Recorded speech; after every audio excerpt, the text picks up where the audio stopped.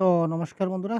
এবারে আমরা গত বছরে কি প্রশ্ন এসেছে এই সবগুলা প্রশ্ন আমরা দেখব আপনাদেরকে সাথে নিয়ে। তো এখানে ২০১২ থেকে শুরু করে ২০২৪ পর্যন্ত এই ইন্ডিভিজুয়াল ডিফারেন্স থেকে বেশ কয়েকটি গুরুত্বপূর্ণ প্রশ্ন আমরা বেছে নিয়েছি। তো এই প্রশ্নগুলো আমরা আপনাদের সঙ্গে নিয়ে এবার সলভ করতে চলেছি। সুতরাং আপনারা অবশ্যই শেষ পর্যন্ত ক্লাসটা দেখতে থাকুন। তাহলে আপনারা বুঝতে পারবেন যে এই যে ইন্ডিভিজুয়াল ডিফারেন্সেস যে টপিকটা রয়েছে এই টপিক থেকে আমাদের কি প্রশ্ন আসে পরীক্ষায় এবং কি ধরনের প্রশ্ন আসে এটা আপনারা বুঝতে পারবেন। তো ১ম প্রশ্ন আমরা দেখি, শিক্ষার্থীরা ব্যক্তিগত পার্থক্য প্রদর্শন করে, তাই একজন শিক্ষকের উচিত।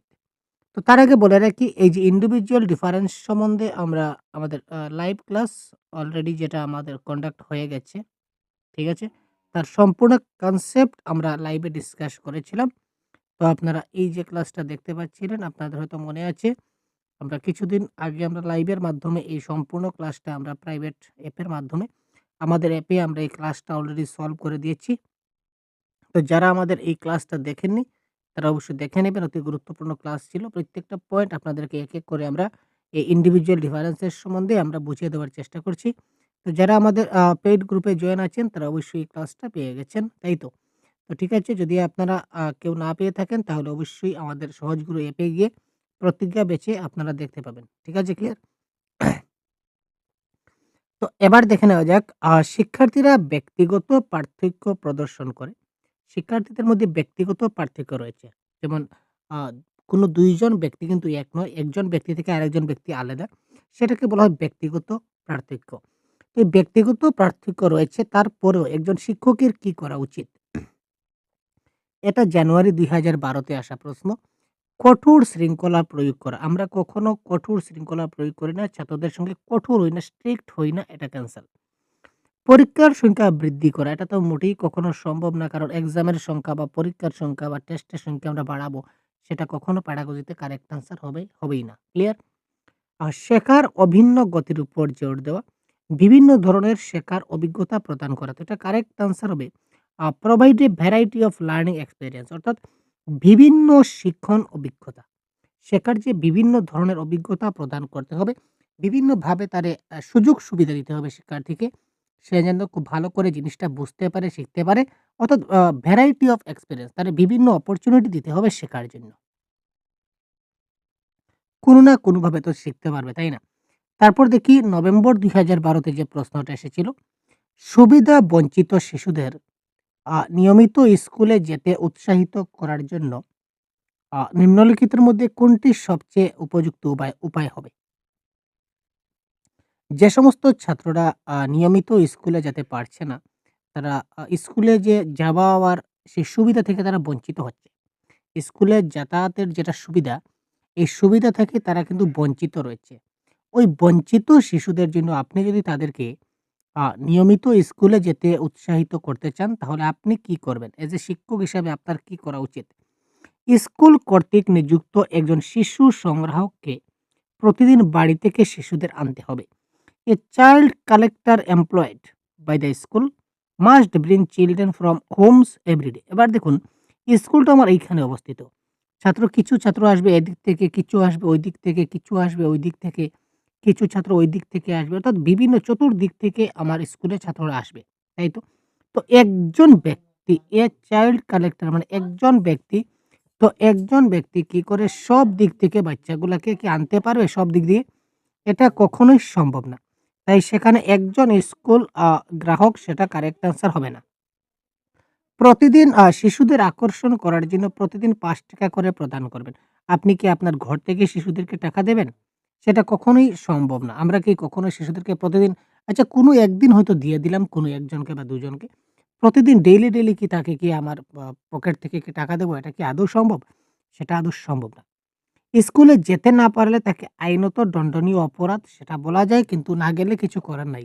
তাই সবচেয়ে ভালো উপায় হচ্ছে যদি আবাসিক স্কুল খোলা হয়, হোস্টেল স্কুল যদি খোলা হয় বা রেসিডেন্সিয়াল স্কুল যদি হয়, তাহলে এখানেই তারা থাকলো, এখানেই বসবাস করলো এবং এখানেই তারা স্কুলে থাকলো। এখানে স্কুলে আসতে যেতে তার কোনো অসুবিধা হলো না। তার সুবিধেই হবে। ক্লিয়ার? তারপর দেখি বিদ্যালয়গুলিতে ব্যক্তিগত পার্থক্য পূরণ করা উচিত। School should cater to individual differences to, এটা জুলাই ২০১৩ তে আসা প্রশ্ন। তো বিদ্যালয়গুলির ব্যক্তিগত পার্থক্য কি করে পূরণ করা উচিত? Question number 3। পৃথক শিক্ষার্থীদের মধ্যে ব্যবধান কমানো, শিক্ষার্থীদের দক্ষতা এবং কর্মদক্ষতা সমান করা, শিক্ষার্থীরা কেন শিখতে সক্ষম বা অক্ষম তা বুঝতে, পৃথক শিক্ষার্থীদের একচাটিয়া বোধ করা। Question number 3। ১ নম্বর দেখুন, গ্যাপ বিটুইন ইন্ডিভিজুয়াল স্টুডেন্ট, এখানে আমরা গ্যাপ রাখবো না। প্রত্যেক ছাত্রদেরকে আমরা সমানভাবে পড়াতে হবে, পৃথকভাবে পড়াতে হবে না। তো শিক্ষার্থীদের দক্ষতা এবং কর্মদক্ষতা সমান করা মানে এক গ্রুপে আমরা করলাম, যে দক্ষতা অনুযায়ী যারা ভালো ছাত্র তাদেরকে আমরা এক গ্রুপে করলাম, যারা একটু খারাপ তাদেরকে অন্য গ্রুপে করলাম। আমরা সেরকম করি না। ঠিক আছে? তো পৃথক শিক্ষার্থীদের একচাটিয়া রুট করা অর্থাৎ একচাটিয়া বোধ করা অর্থাৎ যারা একদম পারছে না তাদেরকে আলাদা, আলাদাভাবে করা কিন্তু না। আমরা ইনক্লুসিভ এডুকেশনে আমাদের বলেছে কি সবার জন্য সমান শিক্ষা, সবাইকে আমরা সমানভাবে শিক্ষা দান করতে হবে। সবাই যাতে সমানভাবে বুঝতে পারে এই জিনিসটা দেখতে হবে। তার মানে অপশন নাম্বার 4 ও এখানে কারেক্ট আনসার হবে না। তো কারেক্ট আনসার হচ্ছে এখানে অপশন নাম্বার গ। শিক্ষার্থীরা কেন শিখতে অক্ষম বা সক্ষম তা বুঝতে হবে। কোন শিক্ষার্থীটা কেন বুঝতে পারছে না, তাকে কি করলে পড়ালে সেটা বুঝতে হবে। এই জিনিসটা এজ এ শিক্ষক আমাদেরকে বুঝতে হবে। তার মানে অপশন নাম্বার গ is the right answer. Understand why students are able or unable to learn, শিক্ষার্থীরা কেন শিখতে পারছে এবং কোন জিনিসটা শিখতে পারছে না। তো যদি শিখতে না পারে তো কেন শিখতে পারছে না। তো এই জিনিসটা আমাদেরকে বুঝতে হবে বা চিন্তা করতে হবে। তারপর দেখি, what kind of support can A school provide to address the individual differences in children? এটা জুলাই ১৩ তে আসা প্রশ্ন। শিক্ষার্থীদের মধ্যে ব্যক্তিগত পার্থক্য মোকাবিলায় একটি স্কুল কি ধরনের সহায়তা প্রদান করতে পারে? শিক্ষার্থীদের মধ্যে যদি ব্যক্তিগত পার্থক্য রয়েছে, মোকাবিলা করতে হবে। তো একটা স্কুল কি ধরনের সহায়তা প্রদান করতে পারে? Question number 4। শিশু কেন্দ্রিক পাঠ্যক্রম অনুসরণ করে এবং শিক্ষার্থীদের মধ্যে একাধিক শেখার সুযোগ। ইয়েস, আমরা শিক্ষার্থীদের মধ্যে শেখার সুযোগটা একাধিক করতে পারি। বিভিন্ন প্রকারের মাল্টিপল অপরচুনিটি তাকে দিতে পারি। এটা কারেক্ট। বাকি অপশনগুলো দেখি। ব্যক্তিগত পার্থক্য দূর করার জন্য সম্ভাব্য সকল এখানে অনেক পদক্ষেপ হতে পারে। সম্ভাব্য অনেকগুলো স্টেপ হতে পারে। সবগুলা ফলো করা সম্ভব না। এটা কাটলাম। বিশেষ স্কুল অর্থাৎ স্পেশাল স্কুল আমাদের দরকার নাই।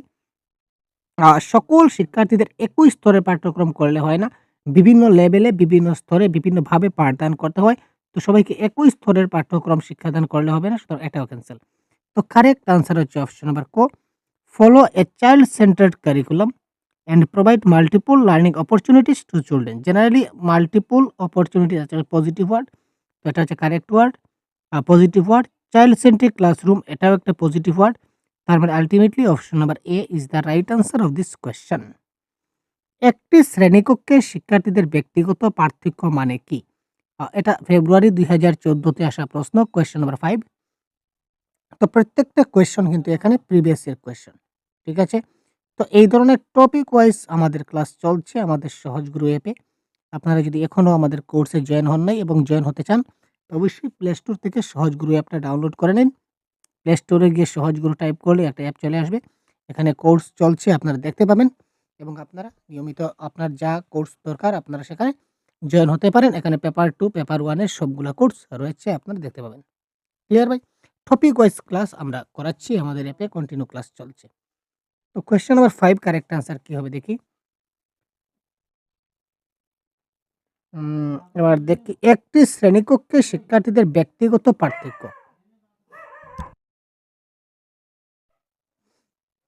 যা বলছিলাম ৫ নম্বর প্রশ্ন কি বলেছে দেখি, একটি শ্রেণীকক্ষে শিক্ষার্থীদের মধ্যে যে ব্যক্তিগত পার্থক্য রয়েছে, এটা আমরা কি করে দেখব? এটা কারেক্ট আনসার কি হবে? শিক্ষকদের মধ্যে বৈচিত্র্যময় শ্রেণীকক্ষ নিয়ন্ত্রণ করার প্রয়োজন হয় অসুবিধা নয়। শিক্ষকদের জন্য বৈচিত্র্যময় শ্রেণীকক্ষ যদি হয় তাহলে শিক্ষকদের জন্য অসুবিধা না সুবিধা সেটা আমরা মূল ফ্যাক্টর না। আমাদের কথা হচ্ছে আমরা শিক্ষার্থীরা যাতে শিক্ষাদান করতে পারি, ছাত্ররা যাতে ভালো করে বুঝতে পারে এটাই হচ্ছে মূল কথা। আমাদের শিক্ষকদের এখানে অসুবিধা হচ্ছে না সুবিধা হচ্ছে সেটা প্যাডাগজিতে বলে না। তো সুতরাং এটা ক্যানসেল। ক্ষতিকারক। কারণ তারা ছাত্রছাত্রীর দ্বন্দ্বের দিকে পরিচয় মোটেই না। ব্যক্তিগত পার্থক্য রয়েছে তার মানে ছাত্রছাত্রীরা দ্বন্দ্ব করে সেটা মোটেই কথা না। অযৌক্তিক। কারণ তারা পাঠ্যক্রমের লেনদেনের গতিকে সবচেয়ে ধীর শিক্ষার্থীর স্তরে কমিয়ে দেয়। এটাও কারেক্ট আনসার না। ব্যক্তিগত পার্থক্য এটা হচ্ছে সুবিধাজনক। তার কারণ তারা শিক্ষককে জ্ঞানীয় কাঠামোর একটা বিস্তৃত পুল অন্বেষণ করতে পরিচালিত করে। ক্লিয়ার? এটা হচ্ছে adventurous as they lead teacher to explore a wider pool of cognitive structure. একটা জ্ঞানীয় কাঠামোর দিক দিয়া সেটা অর্থাৎ বিভিন্ন ব্যক্তির বিভিন্ন দিক দিয়ে যে জ্ঞানের কাঠামো রয়েছে সেটা সবার কিন্তু সমান না। কেউ হয়তো গানের দিক দিয়ে জ্ঞানটা ভালো, কেউ নাচের দিক দিয়ে ভালো, আ কেউ আর্টে ভালো, কেউ পড়াশোনায় ভালো। তো যে যেদিকে দক্ষ তাকে সেই দিকেই ধরে নিন কেউ খেলাধুলায় ভালো, যে যেদিকে ভালো তাকে সেদিকেই তাকে যদি আমরা ধাবিত করি তাহলেই তো সে সফল, তাই না? আর আমাদের উদ্দেশ্য হচ্ছে একজন ছাত্রকে সফল বানানো। তো এটা হচ্ছে কি ব্যক্তিগত পার্থক্য থাকার কারণে এইসব হচ্ছে। সবাই যদি সমান হতো তাহলে তো সবাই রোবট হয়ে যেত, সবাই তো মানুষ হতো না ভাই। শিক্ষার্থীদের ব্যক্তিগত পার্থক্য সম্পর্কে শিক্ষকের কি করা উচিত? এটা সিটেট সেপ্টেম্বর 2015 এ হচ্ছে কি ডিডাকটিভ মেথড। আমরা কখনো ডিডাকটিভ মেথড এপ্লাই করি না। আমরা সবসময় যত সময় সম্ভব আমরা ইন্ডাকটিভ মেথড ইউজ করি। ডিডাকটিভ মেথড ইউজ করি না, এটা ক্যানসেল। বেশিরভাগ সময় অ্যালগরিদম ব্যবহার করা, মুখস্থ করা বা মেমোরাইজ করা এটা তো মোটেই কারেক্ট আনসার হবে না। আর অ্যালগরিদমের কথাও সেখানে আসছে না। ব্যক্তিগত পার্থক্য ক্ষেত্রে আমাদের কি করতে হবে? Variety of learning situation provide করতে হবে। বিভিন্ন ধরনের শেখার পরিস্থিতি প্রদান করতে হবে ছাত্রছাত্রীদের যাতে বিভিন্ন ধরনের শেখার পরিস্থিতি তারা দিতে পারে অর্থাৎ তারা বিভিন্নভাবে যেন তারা কি করতে পারে? শিখতে পারে। অসুবিধাগ্রস্ত অসুবিধাগ্রস্ত পটভূমির শিশুদের জন্য একজন শিক্ষকের কি করা উচিত? যে সকল ছাত্ররা ডিসঅ্যাডভান্টেজ এ রয়েছে, তো টিচার কি করতে পারেন? সিটেট ফেব্রুয়ারি ২০১৬ তে আসা প্রশ্ন কোয়েশ্চেন নাম্বার 7। তো 7 এর কারেক্ট আনসার কি হয় দেখি? তাদের প্রচুর লিখিত কাজ দেওয়া। আচ্ছা তাদেরকে যদি প্রচুর লিখিত কাজ দেই, তাদের অসুবিধাটা সুবিধা হয়ে যাবে? এটা না। এটা কখনোই হতে পারে না। এটা কালটাম। ক্লাসে তাদের আলাদাভাবে বসানো। মোটেই না ভাই। আমরা বলছি সবাই একসঙ্গে বসবে। ক্লিয়ার? যাদের অসুবিধা, সুবিধা সবাই আমাদের একসঙ্গে বসতে হবে। সবাইকে একসঙ্গে মিলেমিশে চালাতে হবে। ঠিক আছে না? Ignore them. ছাত্রদেরকে আমরা কখনো ইগনোর করতে পারি না বা উপেক্ষা করতে পারি না। তাদের উপেক্ষা করার কারণ তারা অন্যান্য শিক্ষার্থীদের সাথে যোগাযোগ করতে পারে না। তাদেরকে আমরা কখনো উপেক্ষা আমরা নিজেরাও করব না এবং অন্য শিক্ষার্থী দ্বারা ওই ছাত্রগুলা যাতে হীনমন্যতার শিকার না হয়, এটাও আমরা চিন্তা করব। সুতরাং এটাও কারেক্ট আনসার হচ্ছে না। তো যেহেতু ৩ টা কারেক্ট আনসার হচ্ছে না, আল্টিমেটলি আমাদের অপশন নাম্বার বি, তাদের সম্পর্কে আরো জানার চেষ্টা করা এবং ক্লাস আলোচনায় তাদের জড়িত করা। তাদের সম্বন্ধে আরো জানতে হবে। এই যে আগে বলেছিলাম যে তার সম্বন্ধে জানতে হবে যে তার কেন শিখতে পারছে না, কেন বুঝতে পারছে না, কি সমস্যা? তার সমস্যা সম্বন্ধে আমাকে ১ম এ কি করতে হবে? জানতে হবে, জানার চেষ্টা করতে হবে এবং তার যে ডিসকাশনটা হচ্ছে মোস্ট পজিটিভ ওয়ার্ড এবং ইনভলভ মানে অন্তর্ভুক্ত করা।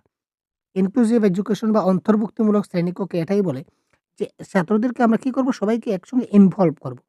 তার মানে অপশন নাম্বার বি এখানে 100% কারেক্ট আনসার। এটা হচ্ছে সেপ্টেম্বর ২০১৬ তে আসা প্রশ্ন। কি প্রশ্ন দেখি? শ্রেণীকক্ষে ব্যক্তিগত পার্থক্য মেটানোর জন্য একজন শিক্ষকের কি করা উচিত? ব্যক্তিগত পার্থক্যটাকে আমরা কি করতে পারি? ক্যাটার করতে বা পার্থক্যটা মেটানোর জন্য আমরা কি করতে পারি? শিক্ষাদান এবং মূল্যায়নের অভিন্ন এবং মানসম্মত পদ্ধতি থাকতে হবে। কোয়েশ্চন নাম্বার 8 এখানে দেখুন স্ট্যান্ডার্ড ওয়েজ বা স্ট্যান্ডার্ড কারিকুলাম বা মানসম্মত পরীক্ষা এইগুলো আমরা করতে পারি না। স্ট্যান্ডার্ড ওয়েতে আমরা করব না। আমরা সিম্পল ওয়েতে করব। সুতরাং এটা ক্যানসেল। তো এবার দেখুন ছাত্রদেরকে আমরা সেগ্রিগেট করি না এবং লেবেল করি না। সেগ্রিগেট অর্থাৎ তাকে আলাদা করা বা চিহ্নিত করা নম্বরের ভিত্তিতে, বিশেষ করে মার্কস। কোনোভাবেই মার্কসের ভিত্তিতে তো করতেই পারব না। যে সে ১০ এর মধ্যে ৭ পেল তাহলে সে ভালো। আর ওই ছাত্রটা ১০ এর মধ্যে ২ মার্ক পাইলো তার মানে সে খারাপ। অর্থাৎ ২ জনকে আলাদা করব। এইভাবে আমরা কখনো আমরা করি না। ক্লিয়ার? শিক্ষার্থীদের উপর কঠোর নিয়ম আরোপ করা। কঠোর নিয়ম। আগে বলেছিলাম যে স্ট্রিক্ট রুল বা কঠোর নিয়ম আমরা কি করতে পারি না? আমরা ব্যবহার করতে পারি না। তার মানে অপশন নাম্বার ঘ এখানে কারেক্ট আনসার হলো না। তো আল্টিমেটলি আমাদের ৩ টা অপশন যখন এলিমিনেট হয়ে যায়, তো একটা আনসার বেঁচে থাকে এটাই হবে কারেক্ট আনসার। শিক্ষার্থীদের সাথে সংলাপে অংশগ্রহণ করা এবং তাদের দৃষ্টিভঙ্গিতে মূল্য দেওয়া। শিক্ষার্থীদের সঙ্গে যে সংলাপ আছে সংলাপে অংশগ্রহণ করতে হবে এবং তাদের দৃষ্টিভঙ্গিকে মূল্য দিতে হবে। সামাজিক, অর্থনৈতিক এবং সাংস্কৃতিক পটভূমির শিশুদের নিয়ে একটি বৈচিত্র্যময় শ্রেণীকক্ষ থাকা সকল শিক্ষার্থীর শেখার অভিজ্ঞতাকে সম্পৃক্ত করে। এই বিবৃতিটা কি? এটা সেপ্টেম্বর 2016 এ আসা প্রশ্ন। হ্যাভিং এ ডাইভার্স ক্লাসরুম অর্থাৎ ডাইভার্স ক্লাসরুম থাকা সত্ত্বেও with children of varied social, economic, and cultural background enrich the learning experience of all students. This statement is question number 9. কারণ ছাত্রদের মধ্যে বিভিন্ন ধরনের ডাইভার্স থাকা সত্ত্বেও, বিভিন্ন ধরনের মানে বৈষম্য থাকা সত্ত্বেও ছাত্ররা সামাজিক, অর্থনৈতিক এবং সাংস্কৃতিক দিক দিয়া সকল ছাত্রছাত্রীরা কি করে শেখার অভিজ্ঞতা সমর্থ করে। তার মানে একজন ছাত্র আরেকজনের কাছ থেকে শেখার চেষ্টা করে। তো এটা কারেক্ট আনসার হচ্ছে সঠিক।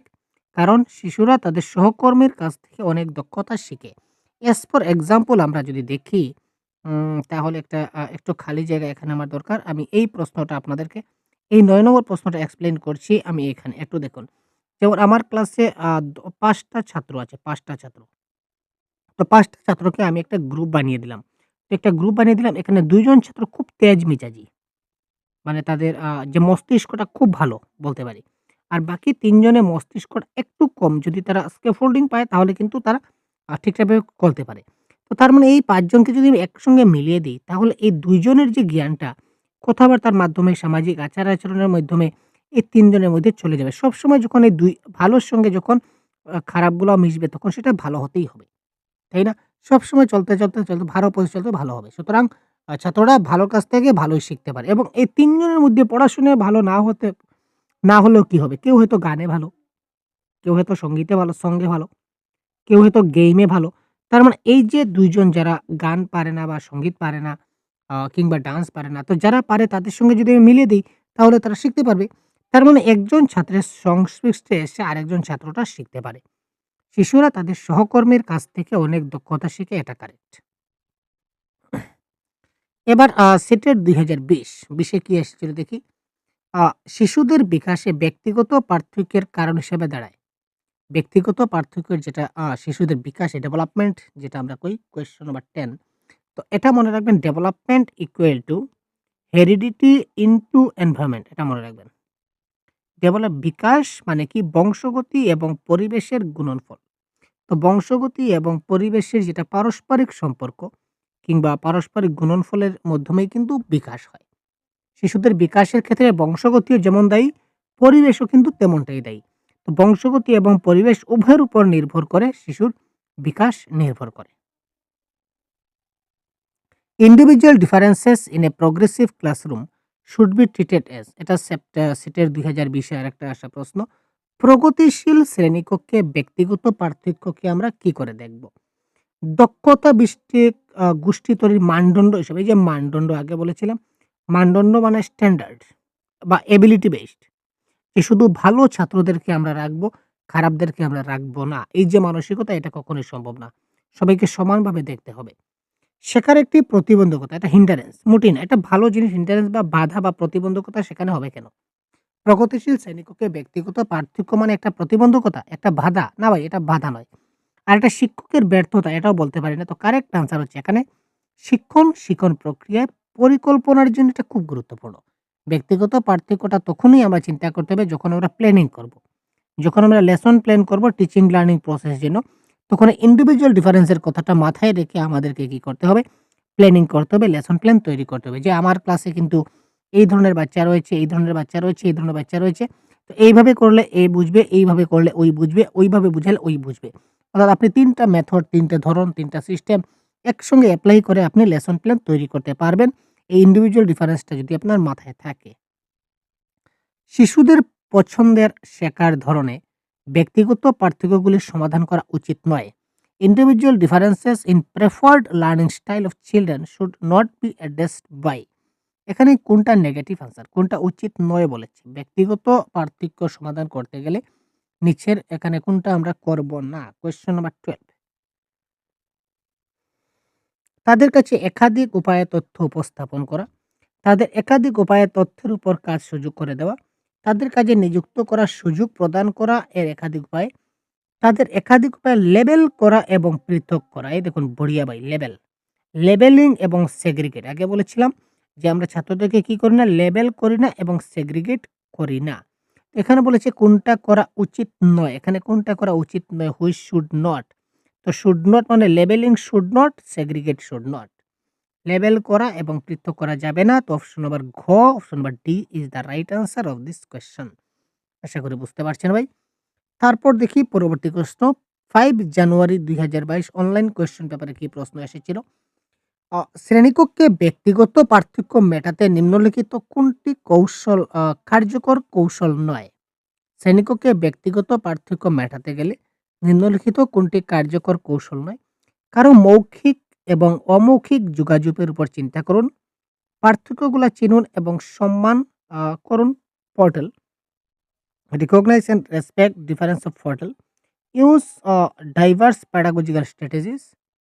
তারপর বলেছে identify deficit of student and correct them. এখানে কোয়েশ্চেন নাম্বার 13 এর কারেক্ট আনসার কোনটা হবে?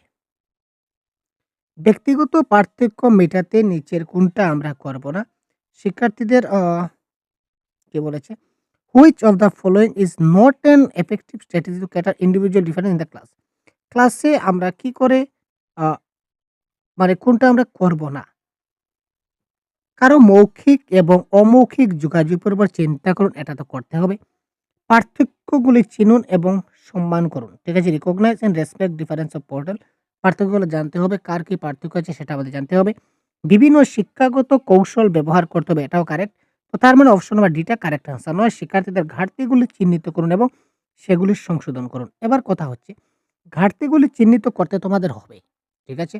ঘাটতিগুলো চিহ্নিত করতে হবে। শিক্ষার্থীদের কোথায় কি সমস্যা রয়েছে এটা আমাদের চিহ্নিত করতে হবে। কিন্তু সেগুলিকে সংশোধন সঙ্গে, সঙ্গে করা যাবে না।